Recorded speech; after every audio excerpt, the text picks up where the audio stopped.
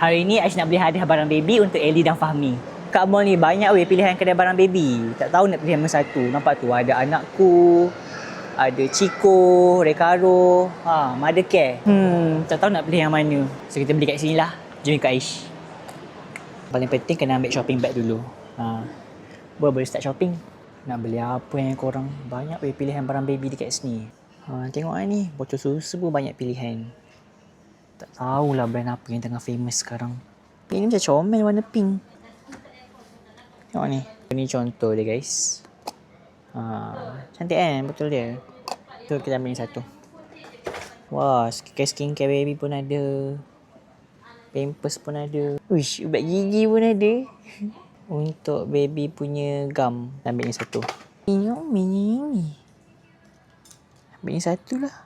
Dia macam jellycat tapi next time kita beli jellycat. Baju baby macam tak banyak pilihan je. Macam comel. New baby. Kita ambil satu pasang. So kita nak pergi bayar dulu. Lepas tu kita cari kedai lain pula. 440. So ini total dia guys. Okay, dah beli. Jom kita pergi next kedai pula. Kita nak pergi Anakku. Banyak weh pilihan. Tak tahu nak pilih yang mana satu. Ni macam comel. Okay, tengoklah apa ada kat belakang tu. Ada hamper. Daripada kita banyak fikir tak tahu nak beli apa, kita beli hamper terus. Ada, nampak ni, satu set siap dah.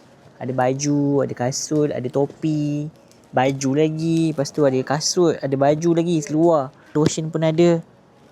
Lengkap. Apa ni, korang beli je ni kat kawan-kawan korang yang nak lahirkan baby tu. Belikan diorang yang ni je, senang. Satu set harga pun murah.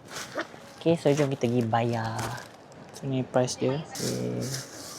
Ingat nak suruh packing macam ni tapi tak payahlah sebab ni hamper kan. Korang tengok ni. Ni comel. Ni comel. Ni pun comel. Mana satu ni nak beli ni? Sebab mak dia suka polka dot. So kita beli ni satu. Rasanya kita beli ni je lah dulu. Yang lain kita beli kemudian. Aish tak sabar tengok reaksi Ellie dengan Fahmi. Jom kita pergi cari diorang. So sekarang kita dekat depan rumah Ellie Fahmi. Jom kita masuk bagi hadiah ni. Fahmi, Ellie, tutup mata Dah. Buka mata.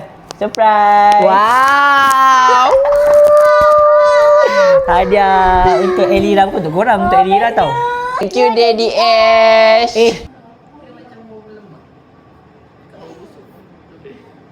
Nak tengok Ellie dekat Aishi main.